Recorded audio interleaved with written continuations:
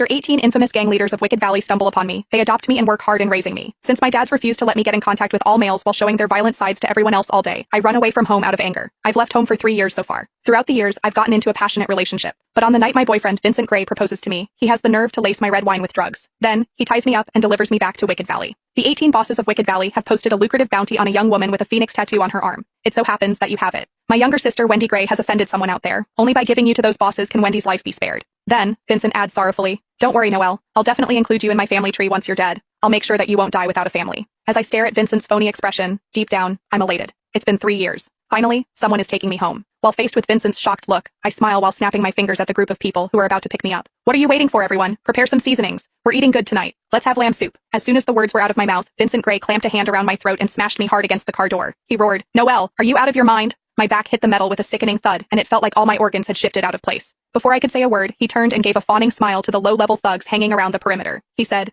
"Gentlemen, don't mind her. She's hysterical and talking nonsense. I'll take her in right now." With that, he shoved me back into the cramped trunk. The drug he'd slipped me was still in full effect. My arms and legs felt like they were filled with lead. From the front seat, his sister Wendy Gray's syrupy, venom-laced voice floated back. "Vincent, will those psychos from Wicked Valley really let me go once you hand Noelle over?" Vincent slammed his foot on the gas and reassured her in a soft tone. "Relax. The 18 kings of Wicked Valley have put out the highest bounty for a woman with a phoenix tattoo. Noelle just so happens to have a fake one. As long as we give her to them, it'll quell Mr. Shaw's rage, and your life will be spared." "Fake?" I looked at the vivid blood-red phoenix on my right arm and couldn't help but laugh. It had been personally inked on me by the boss of Wicked Valley, Terrence Shaw, who was also Big Dad to me. Seeing the tattoo was equivalent to seeing Big Dad himself. Yet Vincent, the idiot that he was, actually thought it was a knockoff. My 18 dads probably never dreamed that Vincent and Wendy would personally deliver me right to their doorstep after searching for me for 3 years and turning up nothing. Vincent heard my laughter and assumed I was scared out of my mind. He sighed, then said, "Noelle, I've fed you and sheltered you for 3 years. I've never done you wrong or given you any grief. Now that Wendy's in trouble, it's time for you to repay me. You're trading your cheap life for the peace of the Gray family. You should be honored." I actually laughed again, this time from sheer anger. 3 years ago, Vincent's company had gone bankrupt, and his enemies had come for his life. I'd taken 3 stabs for him and carried him on my back for 6 miles in a torrential downpour. He'd kneeled outside the emergency room and sworn that he'd cherish me with his life. He'd vowed that he'd never let me suffer even the slightest grievance. But now, just because Wendy had caused trouble, he hadn't hesitated to spike my drink with a heavy dose of sedatives. He'd packed me up like a pig headed for slaughter and delivered me as a sacrificial substitute. The SUV jerked to a sudden stop. The door was yanked open, and the harsh glare of a searchlight made me squint. Wendy looked down at me imperiously. She yanked me out of the trunk, making me fall to the ground.